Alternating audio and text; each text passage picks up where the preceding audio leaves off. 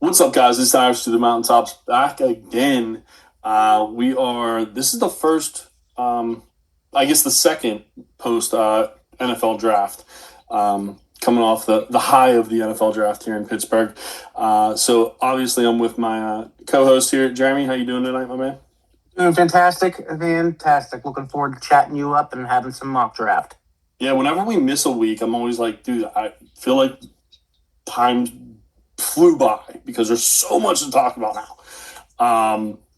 And we're going to get into some of that news here in a little bit. And then we're going to do our post NFL draft, rookie mock draft. I think I said that right. And then one little twist that we're going to do is we're going to actually pick the same spots that we did pre-draft NFL draft, and say why we would change that pick if we are going to change it, and if it stays the same, it's just obviously staying the same. So I think we're going to have a lot of fun with that. But those are the two things we're really going to talk about today. News, there's quite a bit because we were off for 2 weeks. First off, refs agreed to a 7-year agreement. Just think that's important because football is going to be football. We're not going to have even worse refs, which is great. And then DeAndre Hopkins interested in joining the Bengals. It doesn't say that the Bengals are interested in him, but if he joins the Bengals, that's a really nice number 3 in my opinion. What's your thoughts? Yeah, I agree. Good would be a good number 3. This is news to me. I'd be surprised if he ends up going to Cincinnati, but I mean, if he goes there on a vet minimum, crazier things have happened. Yeah, I feel like this would be like his. The Ravens didn't work to win a chip, so there's a lot of talk about the Bengals being one of the top teams to possibly win the Super Bowl this year. So him trying to get his ring, if that makes sense. So Stephon Diggs found not guilty, at least on one of the charges. We'll see what happens there. And this was apparently his chef he was not guilty of. I didn't even know there was this one.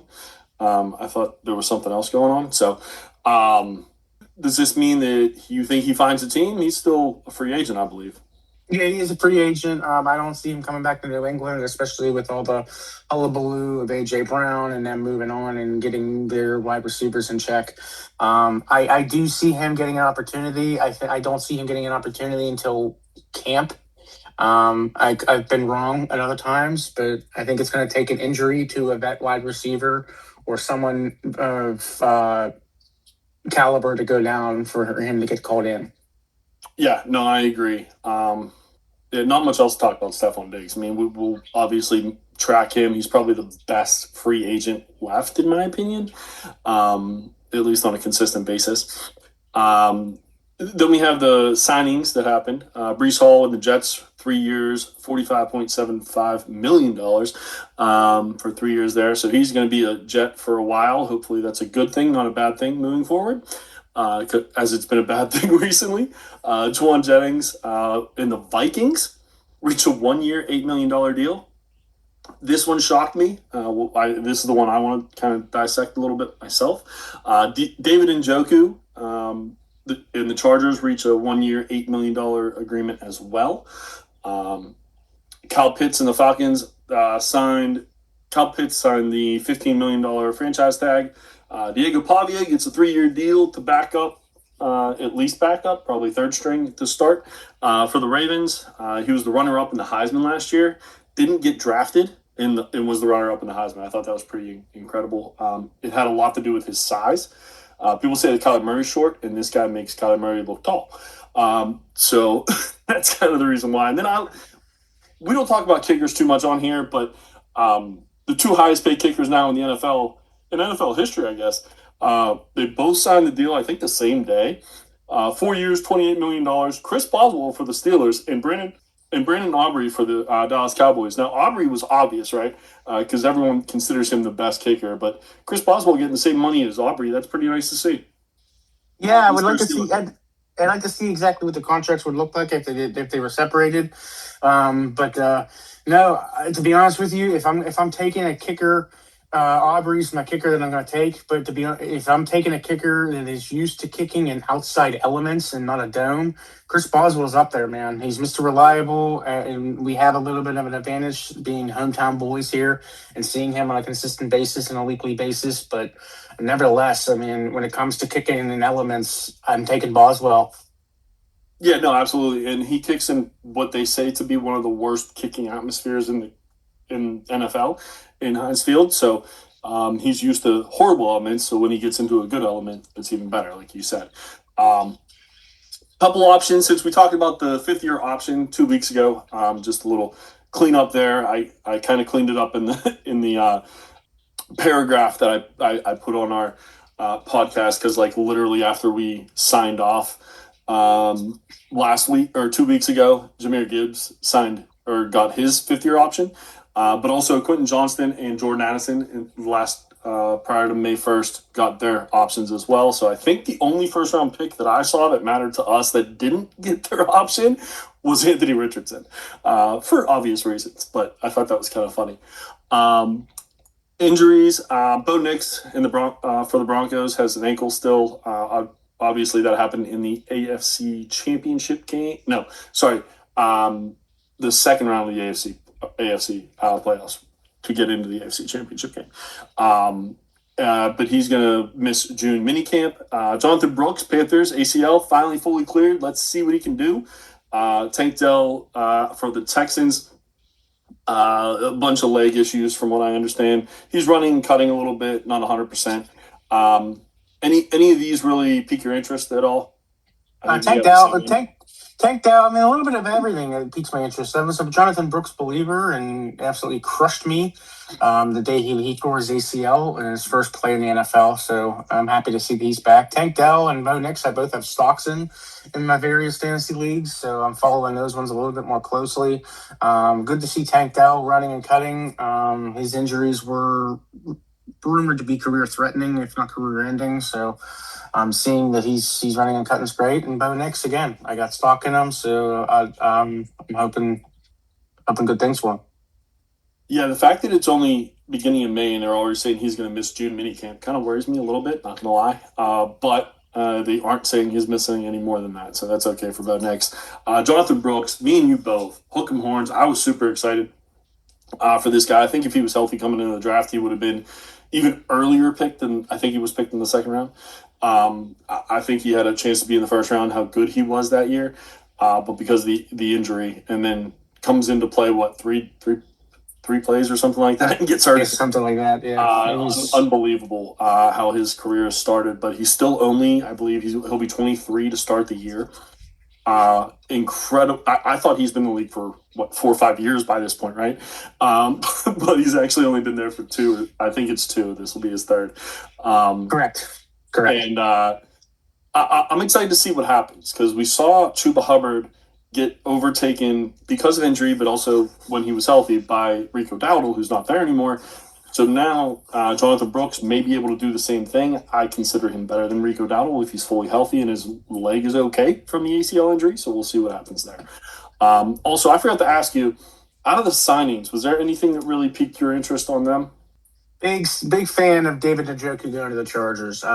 Gadsden stocks, I'm sorry for any of those that are out there that I think they definitely take a hit. But no, I like Njoku to the Chargers. He produces very well when he is a passing quarterback, and he hasn't necessarily had that in the past season and a half, 2 seasons in Cleveland, and he's still producing some insane numbers. I'm looking forward highly to seeing what he does with Justin Herbert, especially in the red zone. Yeah, you're kind of basing that off of when Joe Flacco was the quarterback there, I think, right? Because he just absolutely exploded when Flacco was the quarterback for that very short time frame. the Cleveland Brown actually had someone who could throw the ball.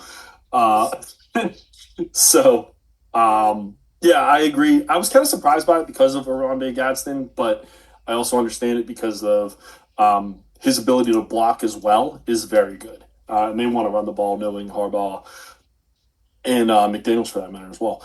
But Juwan Jennings being the number 3 for the Vikings was crazy to me. I don't know if you agree with this one or not. It's only 1 year deal, so it's not even like uh, when Addison leaves, he'll come in. Like he's going to be the number three option, maybe even four because of Hawk, how good he is as a tight end. I know he's fallen off a little bit, but he's kind of taken over the Jalen Naylor spot. Um, Comparing Jawan Jennings to Jalen Naylor, I feel like it's really funny. But Yeah, for what they've done, but that's kind of what he's going to be. It seems like I was really surprised. And my stocks of Jawan Jennings in both of my dynasty leagues took a hit, so I was not very happy about that either. So, but that was the one that really caught my eye for sure. So, anything else on the signings, or we can move on? I think we can move on. All right, cool. And then they will be releasing the schedule this week, probably, hopefully, before this comes out, or this will come out before that. But if not, sorry, we recorded beforehand. But they did have some little bit of teasers out there. So the Seahawks are going to play on a Wednesday to open the season. So we're going to say that consistently. I feel like remember the first week of the season starts on Wednesday for football, not Thursday anymore, apparently. And they're going to play at home week one, just like the usual Super Bowl champions do. 49ers and the Rams, week one, Thursday night football in Australia. You're welcome, Australia. That's pretty much what I'll say there. Giants and the Cowboys, week one, Sunday night football. Week one for the Monday night football is the Chiefs and the Broncos. This is a really good slate, in my opinion, for the first week, right? Yeah, full agreement. I think we have a mix of divisional matchups. You got potential championship matchups. I know Chicago is rumored to be a potential spot for that Seahawks one, and we all know what the playoff history is with that. So, I mean, yeah, I think they know schedule makers know what they're doing, especially come week one, and it's going to be fun to see. Yeah, hopefully they don't make it the Cardinals. That's all I'm saying. For the Seahawks. And the week two, the Lions are the first team to see the new stadium for the Bills on Thursday Night Football. First game in the Bills' new stadium there in Buffalo. Week three, the Rio game is going to be Ravens versus Cowboys. You're welcome, Rio. And then Eagles and Cowboys on Thanksgiving, I think, is going to be awesome. I'm excited for the Cowboys. Obviously, it looks like the schedule makers are as well. Because of some of the things they've done, made their defense better, and their offense is going to be so much fun to watch. But other than what we've already talked about, I guess, in the first week, anything really piqued your interest there? I think the international games are getting spoiled here. They're really ramping up the matchups. When those international games first started, those were some really bad matchups. Those were some really tough ones. But yeah, the schedule makers know what they're doing for the international games, and those international games are getting treated. Yeah, absolutely. And granted, Cowboys and Ravens, week three in Rio, doesn't look that good from the way they played last year. But these two teams look like they're close, or were close last year and look like they're even better this year. So I think that's going to be a fun one to see for sure. So, all right. So, was there anything else you wanted to talk about before we get into what we're really here to talk about, which is? Nah, man, I'm ready to bite down. Let's do this. Yeah, man, this is our last little bit of the rookies talk, and then we're going to get into the whole NFL here, whole fantasy world moving forward. But want to do a post-draft, NFL draft, mock draft. How we're going to do this is we're going to go over our previous pick. Jeremy's going to be odds. I'm going to be evens, just like we were for the pre-NFL draft, mock draft. And if it's different, we're going to explain why. That pick is different, and if it's not, if it's the same, you can explain why if you want to, or we can just move on. I'll leave that up to you. But we're gonna get started here, and you are the you got 101 since you are the odds. All right. I think this is an obvious answer here. At this stage of the off season, I'm gonna go with Jeremiah Love. I'm gonna match what I picked in the first round. I was blessed to have Jeremiah Love in the first draft, and I'm going to take him again with the 101. Yeah, no surprise there. Absolutely. Love. It should be 101 in almost every single draft there is, unless you have Gibbs and Bijan. I feel like as your starters. I know, and can only start two running backs. Number two for me, I know there's been a little bit of controversy with number two, but I'm picking the exact same. Fernando Mendoza, we always talk about super flex.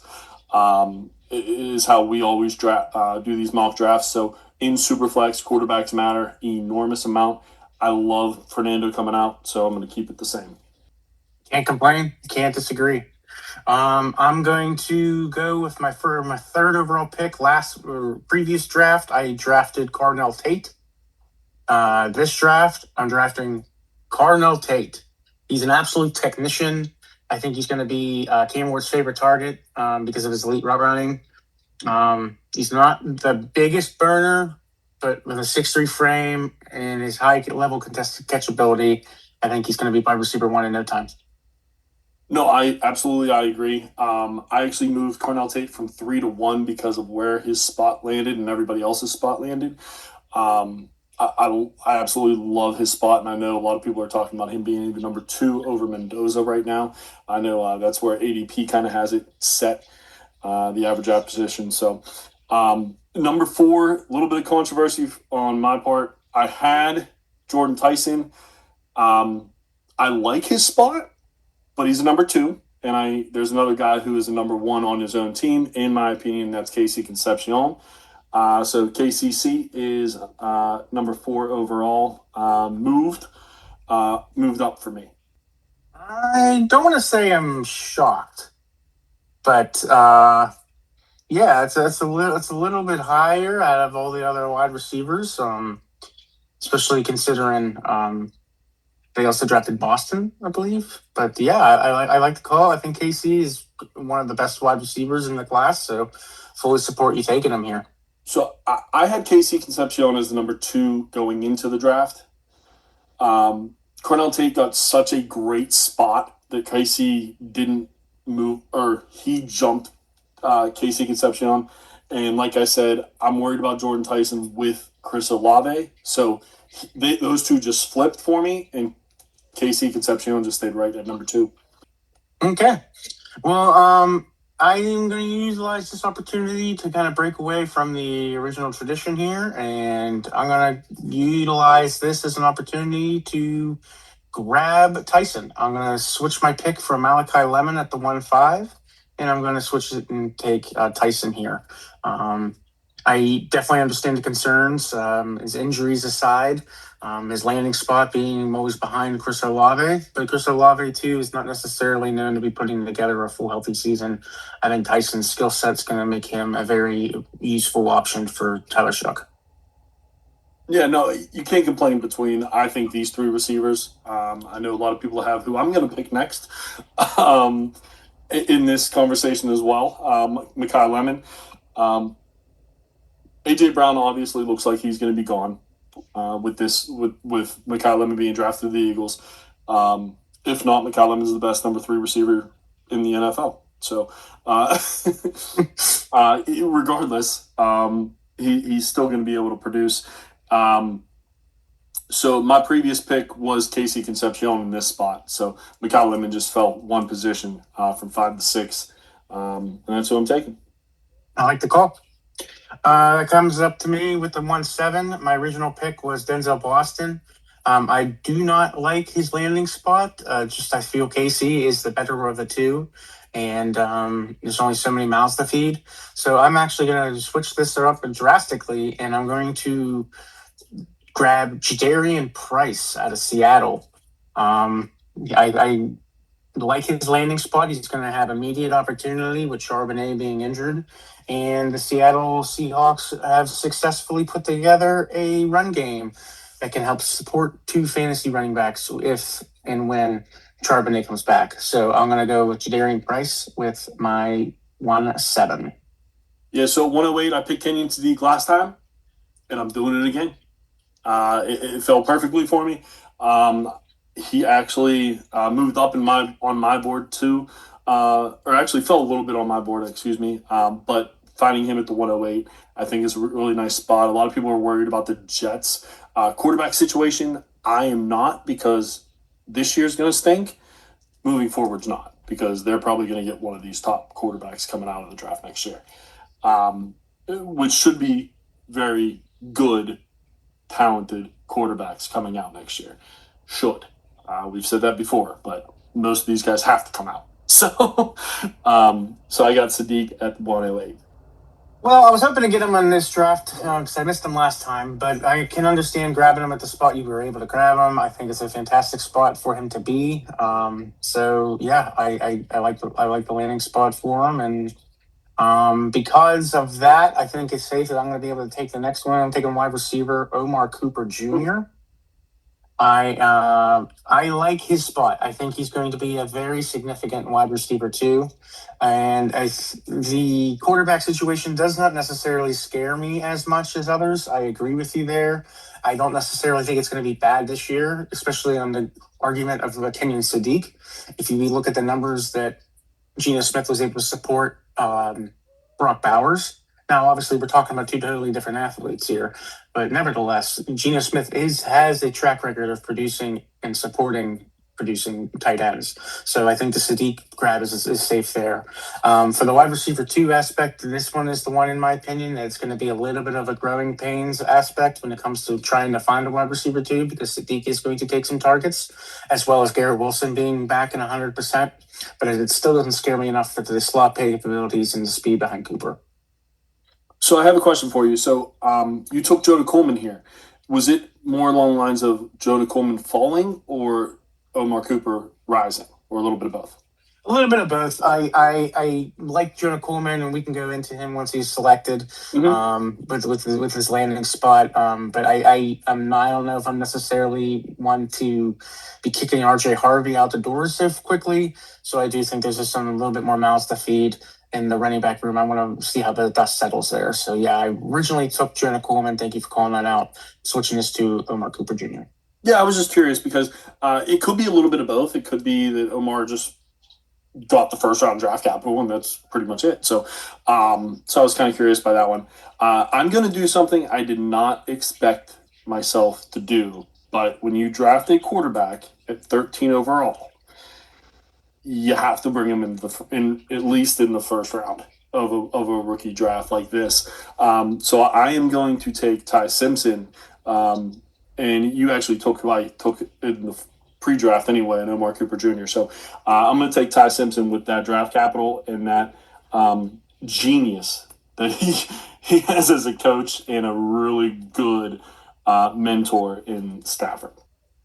Okay, I like that pick. I think it's still a tad too early, just given this opportunity. But you bring up very valid points in regards to his draft capital and the stock affiliated with it. So by all means, let's rock and roll Tide. With the previous draft, I drafted Eli Stowers with pick 111, and I am actually going to take the exact same pick with pick 111 in this draft here. I feel that Stowers actually had, I think Sadiq is the better skill set and the better talent, but I think Stowers has the better landing spot. We know that Philadelphia is a run-heavy team, but we also know that Philadelphia loves their tight ends. They have a very successful history with Zach Ertz and Dallas Goedert. And I see Stowers filling into this role perfectly. I like him in Philadelphia. I'm going to take him at the 111. Yeah, that's exactly what we talked about 2 weeks ago whenever we talked about what happened in the NFL draft, is that it kind of feels like the Goddard-Ertz move when they switched and Ertz left and Goddard came in. Goddard's on a 1-year deal.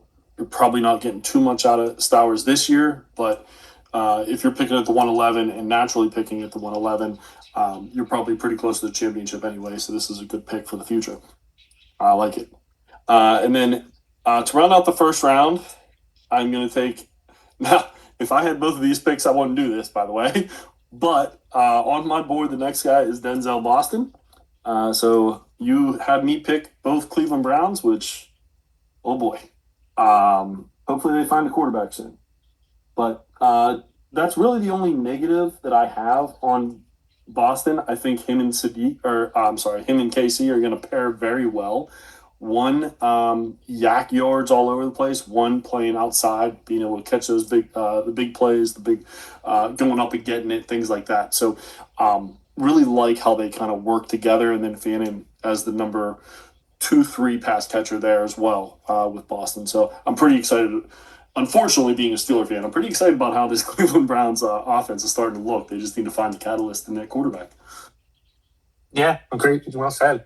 see how that plays out. Well, I was going to take Boston with my next pick, so I wasn't necessarily intending in transitioning you to take both Cleveland wide receivers, but the fact that you have leads me to pivot.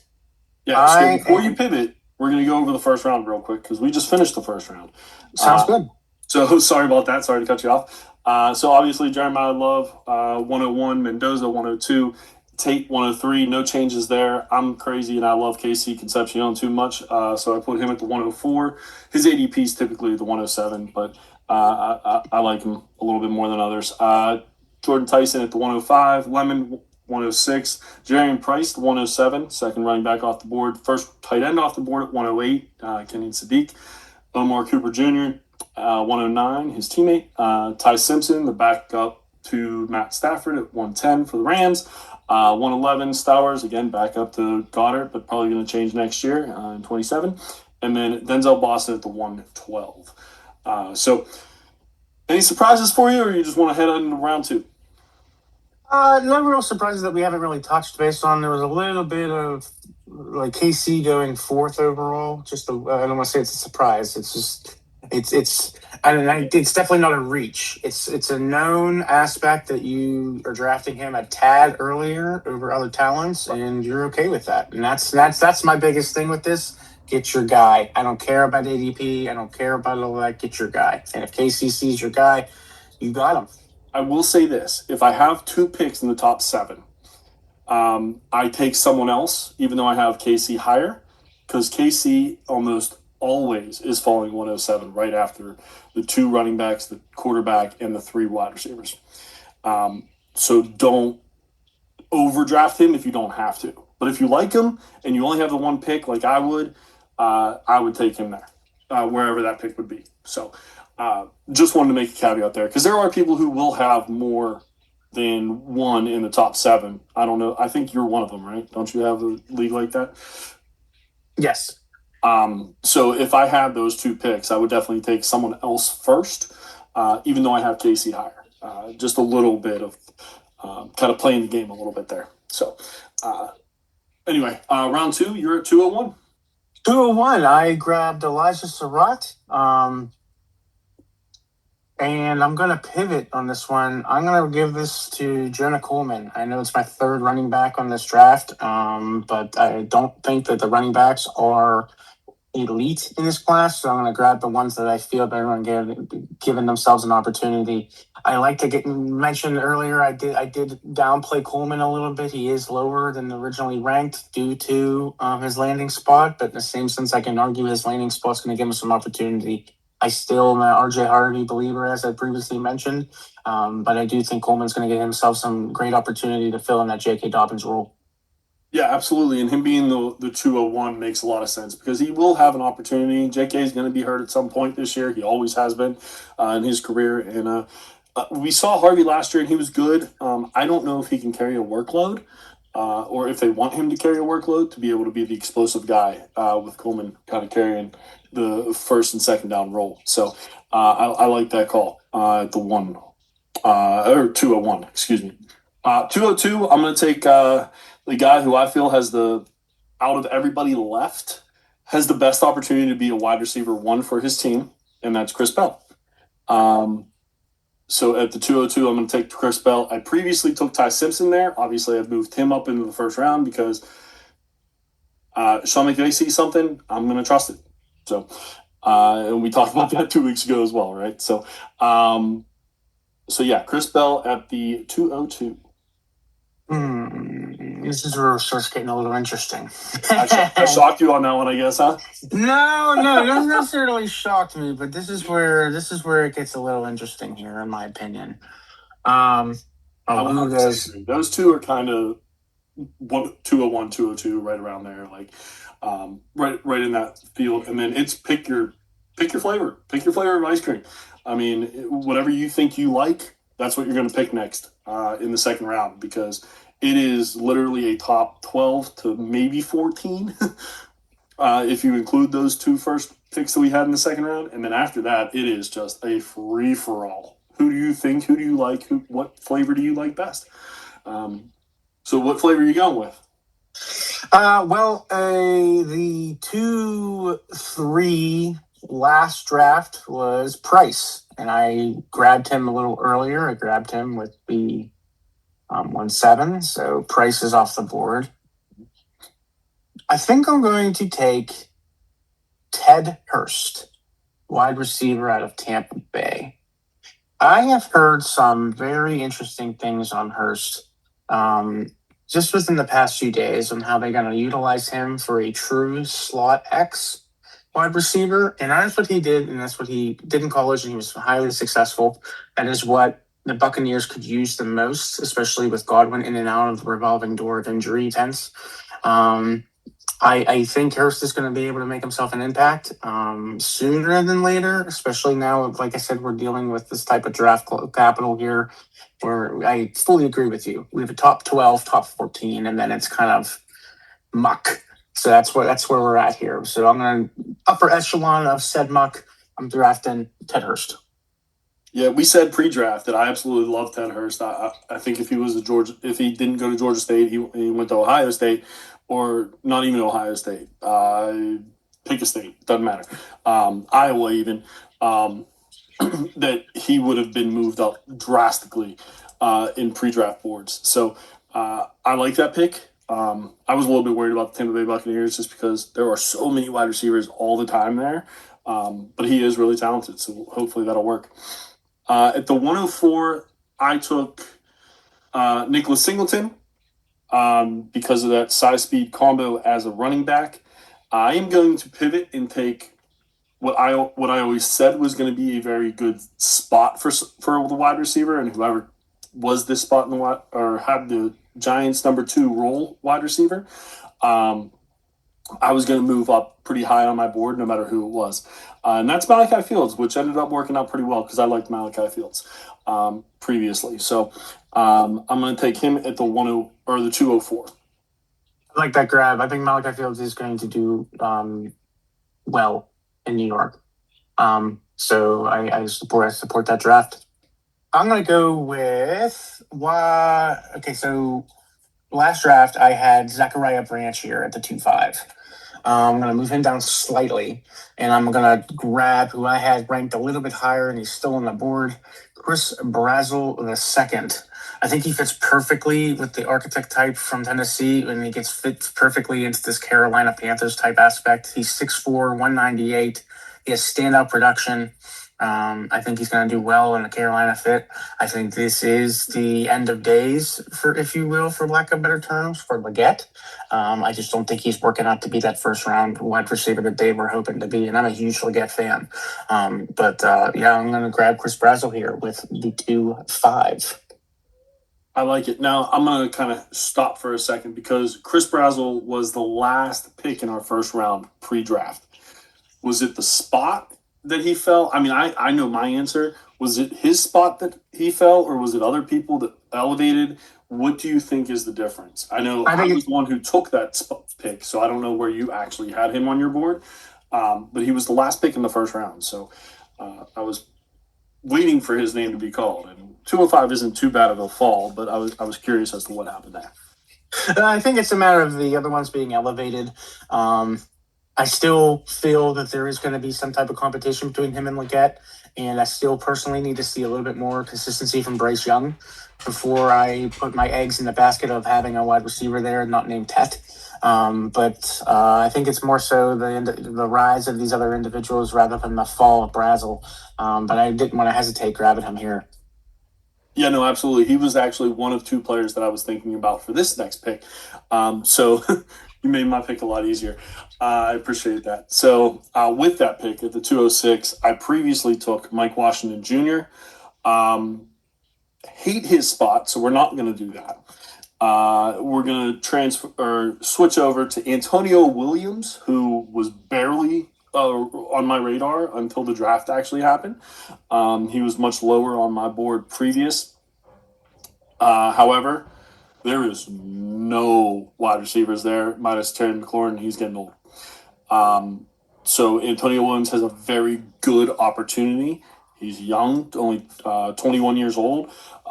So I really like his opportunity there. And he did play at Clemson, so he was one of the few bright spots on that team. But I think his draft stock fell a little bit, or pre-draft stock fell a little bit because of where he played and how bad they played this past year as a team. So Antonio Williams should be an interesting grab in the middle of the second round here. I think I'm going to go crazy here, and I'm going to grab my fourth running back. And I'm going to grab Nicholas Singleton, who went to Tennessee. Singleton was drafted by you a little earlier in the second round. I drafted Chris Bell here, and obviously he is gone. So I'm going to grab Nicholas Singleton here. So we kind of had a little one-on-one trade, unintentional trade, if you will. But I'm going to grab Singleton. I think he has a great path. I think he is a perfect running back to fit for Tennessee. And Tennessee doesn't have necessarily the standout running backs. They have Pollard, and they have names blanking me. Pierce. Thank you. But they don't have necessarily a standout running back in that class. And I think Singleton has an opportunity to get in there and get some carries and show what he can do. Yeah, absolutely. I had him kind of pegged for the end of the second round, thinking that most drafts you'll be able to get him there. But you sniped him from me, so well done there.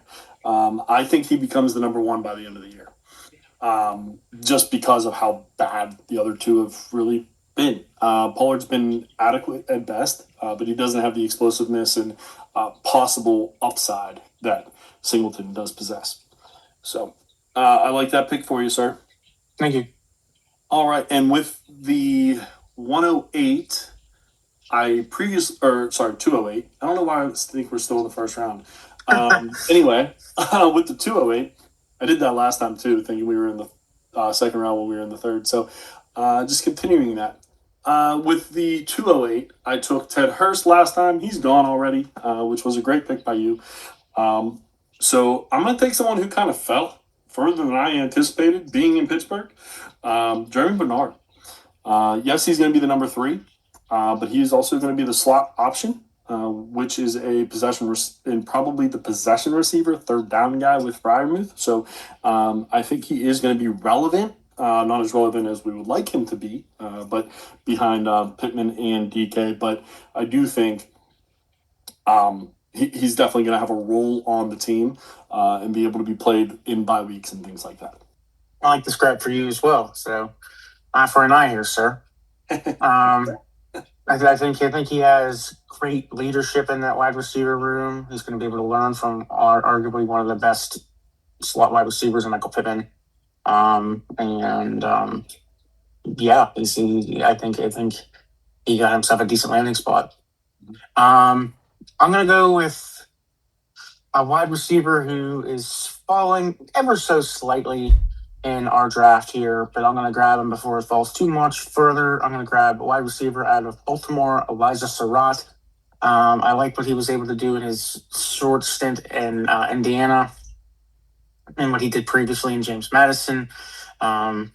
He had concerns over his speed. I know he ran like a 4.53 on the 40, and so that definitely has hurt him here. But his size and his capabilities of having contested catches, I think, will give him a great opportunity in Baltimore, filling that spot that D-Hop is going to leave out. Yeah, no, I had him a lot lower on my board just because they took Jacoby Lane beforehand, and that doesn't worry you at all. I think that there's only room for 1 or like 2.5 pass catchers on this offense because of how much they run the ball and Lamar doing what he does. Hopefully he's healthy for fantasy managers, not necessarily Steelers. So that didn't worry you at all. You're comfortable with taking Surratt. Obviously, we took him first pick of the second round in the pre-draft, so he did fall a little bit. So that does make sense. But I was just curious if that did worry you and that's why he fell, or. No, to be honest with you, it was a little bit more of a coin flip in my underestimate. I feel that both of the wide receivers, Jacoby Lane, I think went in there early in the third round. Again, pre-landing spots, obviously. Mm-hmm. But I think the skill set for Surratt's going to be able to carry it out there a little bit further. I know that he was drafted a little bit late. I just think that there's a better opportunity for him to get some balls. No, I like it. I've been hearing a lot of people say that Surratt is kind of the better option fantasy-wise than than Jacoby Lane. It just worried me a little bit. That's why he fell a little bit on my part.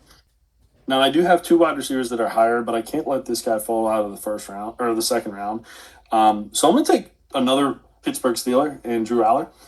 Um, we still don't know what's happening with Rodgers this year, so it could be a trial by fire for whether it's Howard or Aller, and could be interesting, could be bad. And if it's bad, they're going to go and draft a new guy, and then this pick is basically blown up in your face.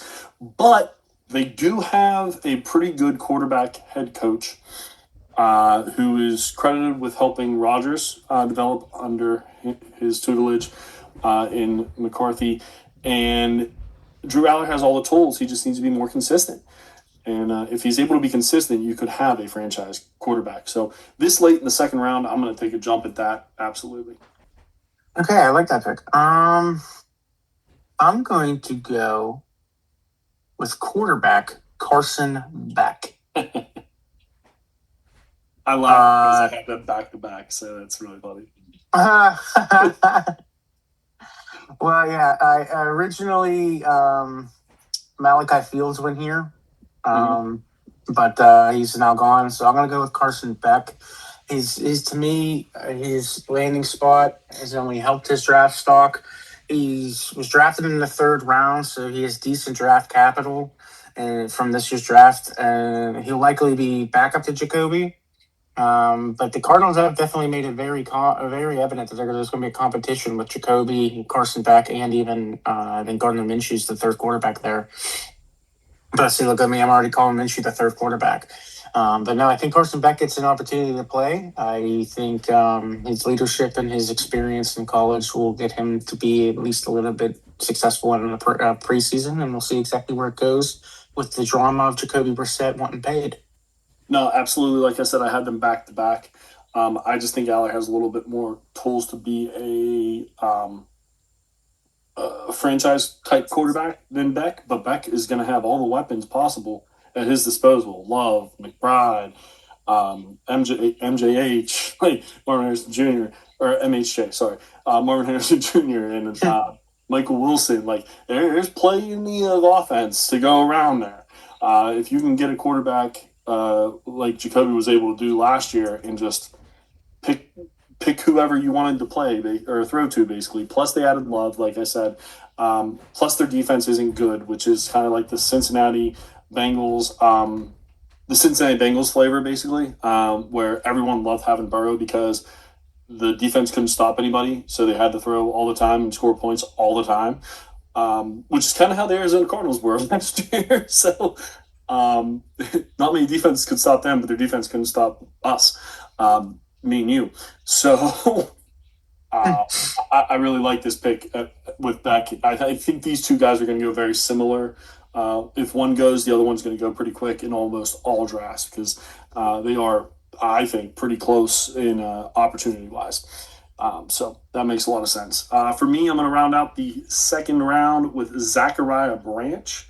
I originally had Skyler Bell, and I'm not really sure why I had him fall, to be honest with you. He landed in a great situation with the best quarterback in the NFL, and we'll talk about him possibly later on.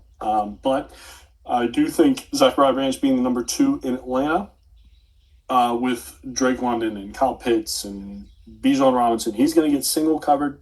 He's going to be able to do a lot of that scat stuff that he did at Georgia and get a lot of the yak after catching the ball and things like that. So I like taking him here. Okay, I like it. That wraps up our second round here. Yeah. So when we go through the second round real quick for you. Sure, let's go for it. Yeah. So we got Jonah Coleman at 201, Chris Bell 202, Ted Hurst at 203, Malachi Fields at 204, Chris Brazel second at 205, 206 was Antonio Williams, 207 Nicholas Singleton, Jeremy Bernard at 208, Elijah Surratt 209, 210 was Aller. The third quarterback taken. The fourth quarterback taken was Beck at 211, and then Zachariah Branch at 212. And we're going to go into the third round, and you got the first pick at the 301. All right, I like it. I'm going to go with running back Emmett Johnson out of Kansas City. I was going to be high on the whoever Kansas City drafted. But however, they didn't draft one until the fifth round. I wasn't expecting too much of a running back high pick for them. I was expecting them to maybe do something a little bit more via trade, which they obviously did with Kenyon Walker. But I think Emma Johnson's going to be a fantastic piece to be added to this team. They don't really have much running back depth. They already lost Pacheco to Detroit. And again, with Kenneth Walker there, we all know Kenneth Walker has not necessarily the best attendance record. So I think he's going to be able to get himself some early opportunities, and sky's the limit on that offense. I love the way you said that. Yes, very true. Attendance is not always great for him. So at the 2-0, see, did it again. You did it again. You even called that out. You said you were going to do that. Right. At the 302, this is really interesting. At the 302, I took in pre-draft Jacoby Lane, and I'm going to take him again. I like it. Did not expect this late in the draft to take the same player that we picked in pre-draft, but it kind of fell that way. I think he has an opportunity to be the number 2, him and Surratt.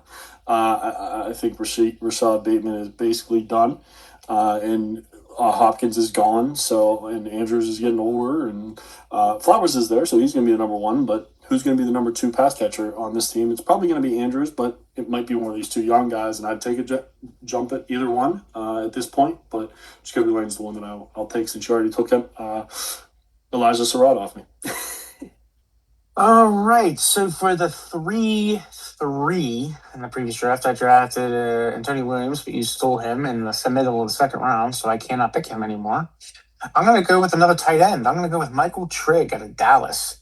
He recorded 50 catches for about 700 yards and 6 touchdowns as a fifth-year Steeler at Baylor, and I think he's going to be able to transition that very well into Dallas. Dak Prescott's one of those individual quarterbacks that loves to favor his tight ends. We have seen it with Ferguson. We have seen it with Dalton Schultz prior. The tight end is a valuable asset, especially in the red zone in the Dallas scheme. No matter who the coaching is, no matter what the offensive coordinator is, it seems to be Dak Prescott's security blanket. So I'm going to go with Michael Trigg here with the Dallas with my 3-3. He was an undrafted guy, right? Yes. Okay. That didn't worry you at all, him being undrafted or anything like that? No, because if I'm looking at the different tight ends available, I would like to go another tight end here. And Max Clare enters in a very, very crowded tight end room in the Los Angeles Rams. And Oscar Delp is another one who I really think is going to have an opportunity to get some playing time and play and produce some numbers. But I already drafted Tyson. I'm not a madman like you and draft 2 or 3 pass catchers from the same team. But I also feel that Trick's going to have himself a little bit more of an opportunity with nobody behind Ferguson. No, that makes sense. I was just curious because he fell off my board completely almost, because whenever people get undrafted, I get worried. Might be a great pick. It could end up being a great pick in the third round in this draft. Take who you want, like we said. You just caught me by surprise. But I love to do. Absolutely. Well, I'm not going to let the guy who was the 33rd overall player drafted in the NFL draft fall any further. So I'm taking DeJon Stribling, wide receiver for San Francisco, at the 304. He was the first pick after the first round. Yes, the San Francisco 49ers are not great at drafting on the second day. However, I'll take it, and that's being nice, I think. However, in the third round, this late in this kind of draft, I'm going to take a stab at somebody who next year might have a wide open spot. Evans, Kirk might not be on this team next year. Pearsall can't stay on the field. Kittle, who knows what's going to happen. And CMC is only getting older as well. So he could end up being the 1 or 2 option on this team next year if they finally hit on a second pick. So, Well, that's a solid grab. One that I was hoping that would continue to fall so I could get him, but I was playing with fire and I decided not to grab him and And you got burned. Well, that's okay because I am okay with who I have as a backup to fill in this role. I'm going to draft wide receiver out of Buffalo, Skylar Bell. I know you hinted on him a little earlier. You drafted him at the end of this round 2 last draft, but I'm going to make sure I grab him here. I think he's an explosive playmaker. I think he's going to thrive in Buffalo's offense thanks to his speed and elite ability to rack up yards after the catch. I do know that he struggled some with concentration drops, but his versatility is going to win any type of opportunity that he has. He has boundary. He can play boundary. He can play slot. He could potentially be a steal here for Josh Allen and company. Yeah, absolutely. I don't know why. I have him ranked at 38. I need to move him up for sure. I think it's my Keon Coleman bias. Still hoping that he comes through for me. Um, but I think that's what happened. But I was talking to myself here whenever you were picking him, and I was like, I gotta move him up. I think because the spot's not as bad as I thought it was. Yes, I believe in Keon Coleman, but no one else does, obviously. So I think he definitely could be the number 2 pass catcher on that team. So that's a great pick. I'm gonna take. I'm stuck between 2, and because you're stuck between 2 and Superflex, I am going to take the quarterback. It could only be a 1-year deal because the Jets are going to be terrible. However, he could be better than the starter already. So I'm going to take Kate Klubnik, who had a rough. It wasn't even the main problem for Clemson, but it just fell because of the Clemson terrible year, let's say, to be nice about it because that was a pathetic year. So Kate Klubnik, the quarterback for the New York Jets at 306. I previously took Drew Aller in this spot. So Drew Aller flew up my board because I'm nuts and ended up taking a quarterback here anyway. I like the pick. Yeah, he's probably one of the he's probably one of the quarterbacks that have the least path of resistance of getting some playing time. So it's an opportunity that he hopefully doesn't squander and one that he can take advantage of. So that puts me at 3-7. Yes. 3-7. Well, I might be crazy, especially in this draft class, but I'm going to take another running back. I'm going to take Katron Allen out of Washington. He was selected 187th overall, according to my number here. But the Commanders ended the draft with a need of running back. I know we had Bill, but Bill was a 7th round draft pick. Let's keep in mind, so he doesn't have necessarily as much draft stock as other running backs would. Now, mind you, Allen was in the 6th round, but he had 4,100 rushing yards at Penn State, and it's the most in school history, which is, Saquon Barkley type eras. I think he will have some competition with Bill, but this also could be a situation where we're dealing with a Kyle Monangai type analogy, if you will, for last year in the Chicago Bears. I think Allen gets himself some opportunities as the year goes. No, I like that pick. Don't forget they do have Rashad White as well, but they do 2 different things. So he's probably going to be the pass catcher, and then Bill and Katron are going to fight to see who's going to be the between the tackles guy. So I like that call a lot. I'm going to take what, as of right now, looks like the heir apparent to Derrick Henry in Adam Randall. He's a monster back. He's big dude. And there's really nothing in Baltimore behind Derrick Henry that can tote the rock more than a pass catcher coming out of the backfield. So I actually like his opportunity. Learning from one of the best big backs to do it in Derrick Henry probably wouldn't hurt either.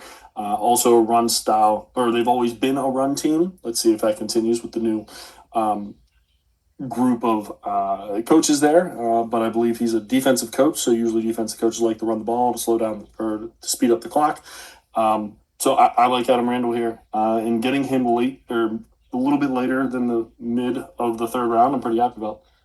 Oh, and I had Bryce Lance at this spot, which actually wouldn't have been a bad pick either, considering where he ended up falling. So, but we're gonna take Randall here. All right, so this puts me at pick 3-9, and I'm going to go back into the tight end well. I'm going to go with tight end Justin Jolly, who was taken by the Broncos in the 5th round. The Broncos like to utilize, again, their tight ends, and they don't necessarily have much behind Evan Ingram, who leads the tight end room. They have Adam Troutman, who was able to fill in a little bit last year, but there isn't necessarily too much of a pass catching tight end in that room behind Evan Ingram, who is a little bit older. And again, not to beat a joke to death, but he doesn't have the best attendance record. So I think Justin Jolly is going to give himself plenty of opportunity, especially by the way that they run the ball in Denver. He's going to have himself some opportunity to see the field, and he knows exactly what can happen with that. Yeah, I've heard a lot of people being like, "Is this the Joker that we've all been waiting for Sean Payton's offense?" So because it seems like he hasn't found it yet. So they're saying this guy could be that in Jolie. So I like that pick. I'm going to stay at the tight end and take Oscar Delp. You talked about him earlier. I think he is the third best tight end in this class right now, just because of the spot that he ended up getting. Jawan Johnson, excuse me, I always do that, is probably not long for the Saints with this pick, in my opinion. So being the fourth at worst pass catcher on this team, I like that opportunity. I know they used Johnson a lot. The two starting wide receivers for this team we've talked about ad nauseum are both super injury prone. So this could end up being a fact of Oscar Delp being the number 2 pass catcher in general whenever those two are hurt at some point. So I like Oscar Delp here, especially this late in the third round. Okay, yeah, I mean, you know where I stand on Delp. If I didn't have Tyson, I probably would have grabbed Delp. I like him a lot. He's going to have himself some opportunities, so I support the draft pick.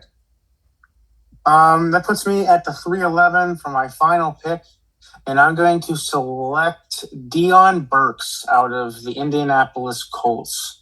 He fell big time. He was supposed to be a day 2, if not day 3 pick, early day 3 pick, and he fell around 7. I think I can't really explain why he fell so far, because he did run an impressive 40-yard dash. He is a little small. He's 5'10", 180. But he did do well at the combine, and he's known as a workout warrior. I think he will complement Alex Pierce and Josh Downs very well. No, you definitely. I mean, they just lost my Mitchell. They just lost Michael Pittman. I mean, they don't really have a backup tight end to Warren. So there's really only 3 pass catchers on the team, and then you have Jonathan Taylor, of course.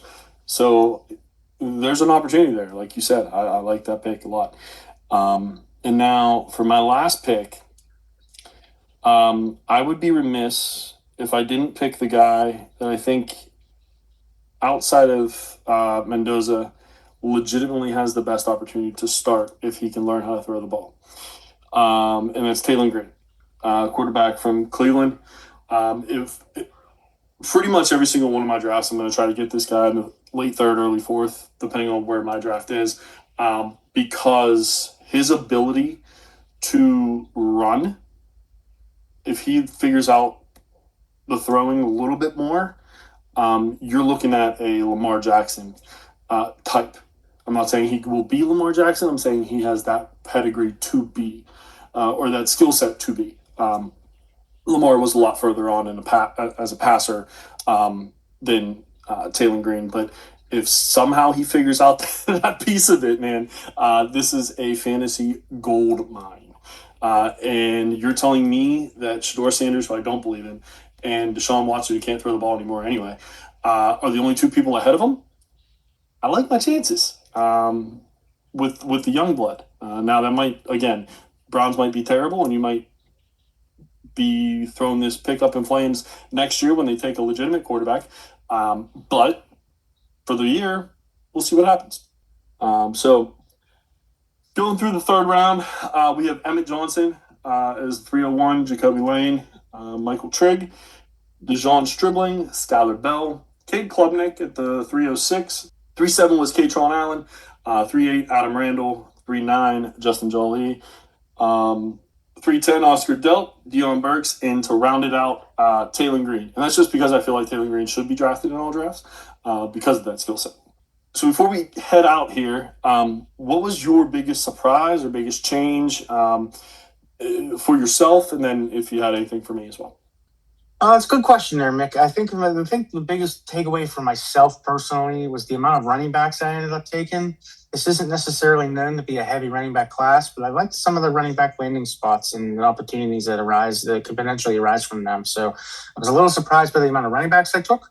For you, I think the biggest, I don't want to say head scratcher because you're going with a solid opportunity here, especially if you have an opportunity to stash. But going Ty Simpson as early as you did in the first round, knowing that Matthew Stafford's looming a contract extension, I fully support all the optics and the positive aspects and what you were mentioning. I just don't know if I could possibly spend first round capital on him unless I knew for a fact I could store him. So actually, I sort of agree with you, and that's why I said I couldn't believe that I'm taking this guy right now.